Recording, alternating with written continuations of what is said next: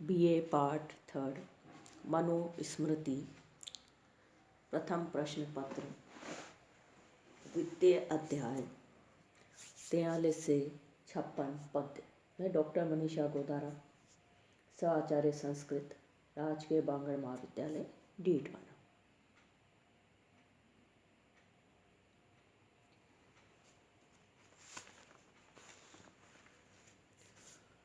43वां पद्य। मुंजा लाभे कर्तव्या कुष्माशमंतक बलभजयी तीव्रतां ग्रंथिनय केन त्रिभि पंचभिर्वे एव वा। पंचभिर्वेवा मुंजा लाभे कर्तव्या कुशाश्मंतक बलभजयी तीव्रतां ग्रंथिने केन त्रिभि पंचभिर्वे वा। कार्पासम उपवीतं स्याद् विप्रस्य ऊर्ध्वव्रतं त्रिव्रत षण्सूत्रमयं राज्ञो वैश्यस्याविक सौत्रिकम्। मुंजा अलाभे, यदि मूंज न मिले तो कुश अथवा पत्थर से उत्पन्न होने वाली घास की 3 फेरे वाली मेखला बनाकर उसमें 3 या 5 गांठ देनी चाहिए। यदि मूंज न मिले तो कुश अथवा अश्वमंतक पत्थर से उत्पन्न होने वाली घास की 3 फेरे वाली मेखला बनाकर उसमें 3 या 5 गांठ देनी चाहिए। कार्पासम उपवीतं स्याद् विप्रस्य ऊर्ध्वव्रतं त्रिव्रत षण्सूत्रमयं राज्ञो वैश्यस्याविक सौत्रिकम्।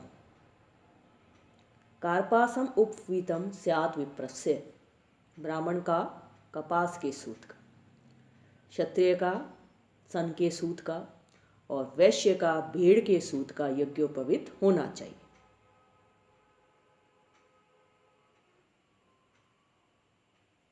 और ये त्रिव्रत तिहरा और दाहिनी ओर से बटा हुआ होना चाहिए। ब्राह्मण का कपास के सूत का, क्षत्रिय का सन के सूत का और वैश्य का भेड़ के सूत का यज्ञोपवीत होना चाहिए। और ये तिहरा और दाहिने से बटा हुआ होना चाहिए।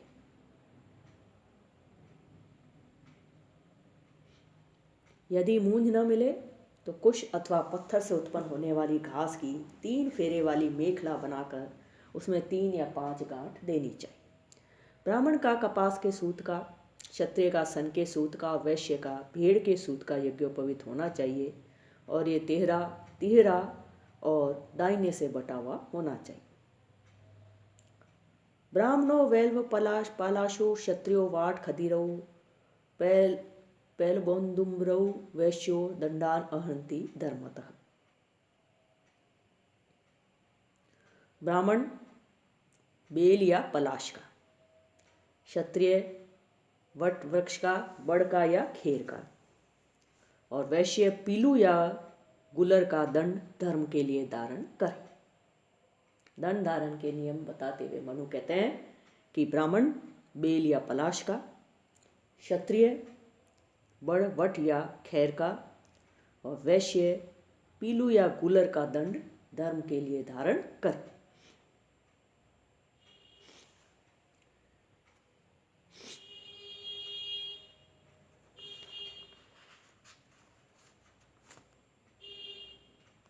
केशांतिको ब्राह्मणस्य दंड कार्य प्रमाणतः ललाट संहितो राज्ञ स्यात्तु नासांतिको विष।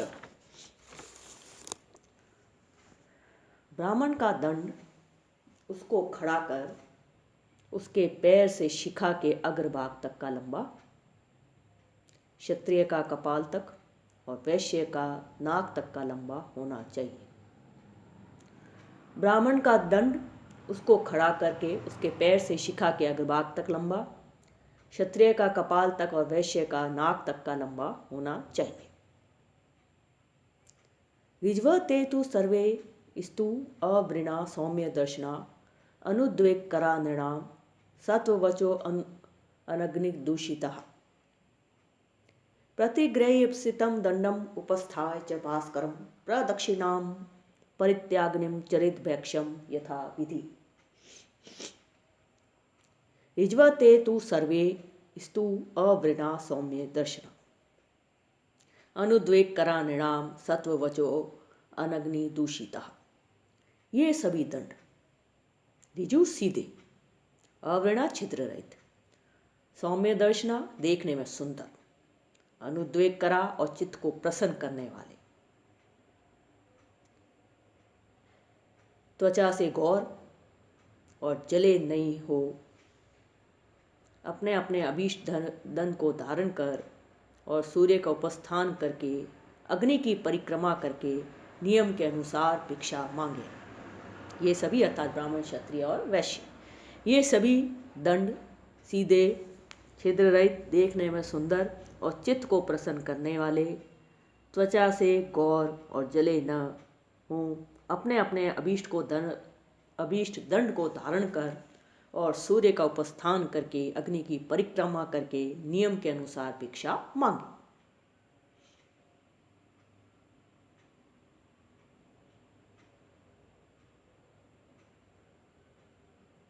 ये सभी दंड सीधे, छिद्र रहित, देखने में सुंदर और चित्त को प्रसन्न करने वाले, त्वचा से गौर और जले न हो, ऐसे अपने अपने अभीष्ट दंड को धारण कर और सूर्य का उपस्थान करके अग्नि की परिक्रमा करके नियम के अनुसार भिक्षा मांगे।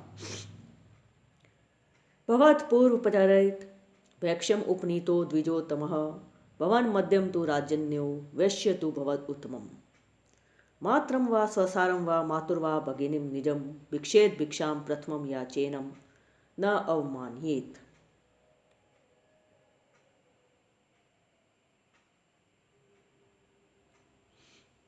भिक्षा मांगने के नियम। उपवित ब्राह्मण भिक्षा मांगने वाले से पहले भवत शब्द का प्रयोग करना है।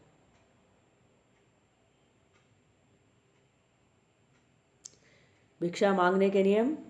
उपवित ब्राह्मण भिक्षा मांगने से पहले भवत शब्द का प्रयोग करें।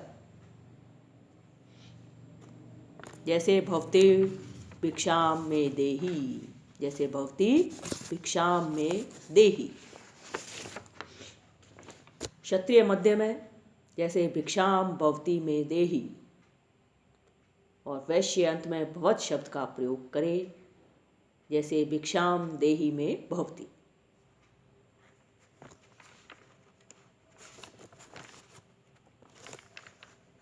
भिक्षा मांगते समय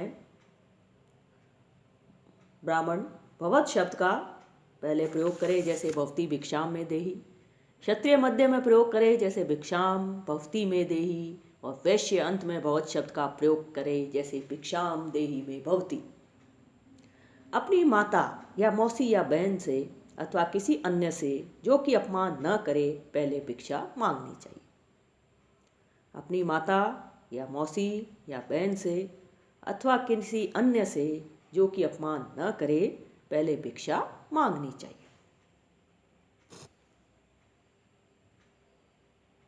इक्यावनवां पद्य। समारित्य तु तद्भैक्षम यावत् अन्नम अनम्मायया निवेद्य गुर्वे अश्नीत्या आचम्य प्रांग मुख शुचि।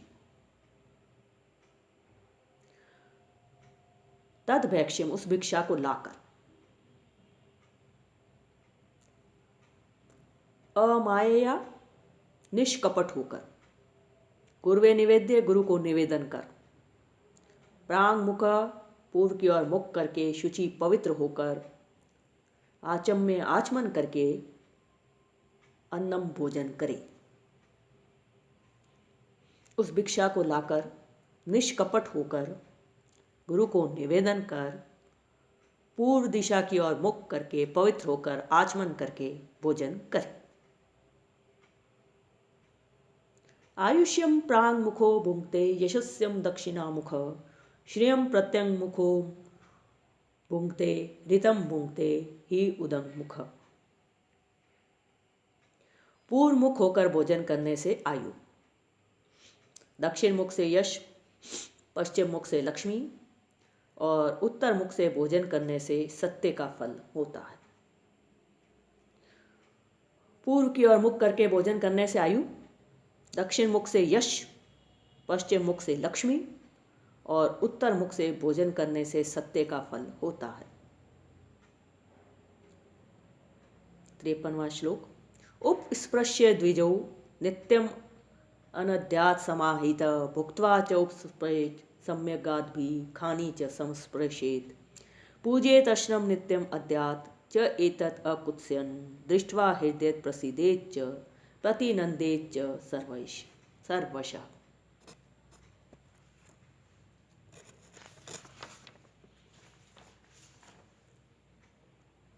द्विजाति अर्थात ब्राह्मण, क्षत्रिय और वैश्य नित्य आचमन कर भोजन करें और भोजन के बाद अच्छी तरह आचमन करके छिद्रों अर्थात आँख, कान, नाक का जल से स्पर्श करें।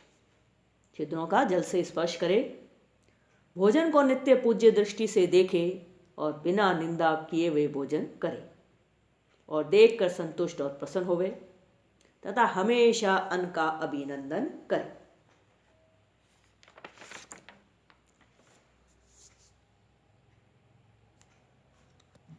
उपस्पृश्य द्विजो नित्यम अनद्यात् समाहित भुक्त्वा च उपस्पृशेत् सम्यगाद्भि खानि च संस्पृशेत्। द्विजाति अर्थात ब्राह्मण, क्षत्रिय और वैश्य नित्य आचमन कर भोजन करे और भोजन के बाद अच्छी तरह आचमन करके छिद्रों आँख, कान, नाक का जल से स्पर्श करे।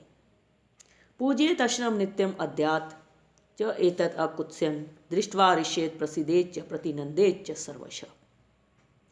भोजन को नित्य पूज्य दृष्टि से देखे और बिना निंदा किए हुए भोजन करे और देखकर संतुष्ट और प्रसन्न हो तथा हमेशा अन्न का अभिनंदन करे। प्रस्तुत पद्य में मनु भोजन का, अन्न का सम्मान करने का निर्देश दे रहे हैं। अन्न का हमेशा हमें अभिनंदन करना चाहिए, उसका सम्मान करना चाहिए, अन्न का कभी भी तिरस्कार नहीं करना चाहिए। 55वां पद्य। पूजतिम ही अश्नम नित्यम बलम ऊर्जम च यच्छति अपूजितम तु तद्भुक्तमोयम नाश्येत विद्म। नित्य आदर की दृष्टि से किया हुआ भोजन बल और तेज देता है। बलम ऊर्जम च यच्छति, बल और तेज का दाता है। नित्य आदर की दृष्टि से किया हुआ भोजन बल और तेज का दाता है। पूजतिम, पूजा करना अर्थात सम्मान करना, आदर करना, पूजा करना। नित्य आदर की दृष्टि से किया भोजन बल और तेज का दाता है। अपूजितम तु तद्भुक्तम उभयम नाशेत विद्मः। और अनादर की दृष्टि से किया हुआ भोजन बल और तेज दोनों का नाश करता है। अपूजितम तु, बिना पूजन किए, बिना सम्मान किए हुआ तद्भुक्तम भोजन, उभयम उन दोनों को अर्थात बल और तेज को, नाशेद विद्मः उनको नष्ट कर देता है। ऐसा हमें समझना चाहिए, ऐसा हमें जानना चाहिए। नित्य आदर की दृष्टि से किया भोजन बल और तेज का दाता है और अनादर की दृष्टि से किया हुआ भोजन बल और तेज दोनों का नाश करता है। न उच्छिष्टम कस्यचित् दद्यान न आद्याच एव तथांतरः। न उच्छिष्टम कस्यचित् दद्यात् न आद्याच एव तथांतरः। किसी को झूठा न दे और न ही किसी का झूठा स्वयं ही खाएं। न चेव अति अश्नम, अर्थात झूठा भोजन न करे, अति अश्नम और अधिक भोजन भी नहीं करे। न च उच्छिष्ट क्वचित व्रजेत, तथा झूठे मुंह कहीं भी नहीं जाए। और झूठे मुंह कहीं भी नहीं जाए। किसी को झूठा नहीं दें, किसी का झूठा स्वयं भी नहीं खाएं, अर्थात झूठा भोजन न करें और अधिक भोजन न करें तथा झूठे मुंह कहीं भी नहीं जाए।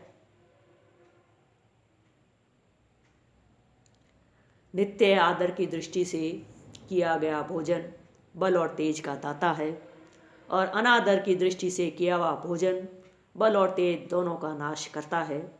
किसी को झूठा न दें और न किसी का झूठा स्वयं ही खाएं, और अधिक भोजन न करें और झूठे मुंह कहीं भी नहीं जाएं।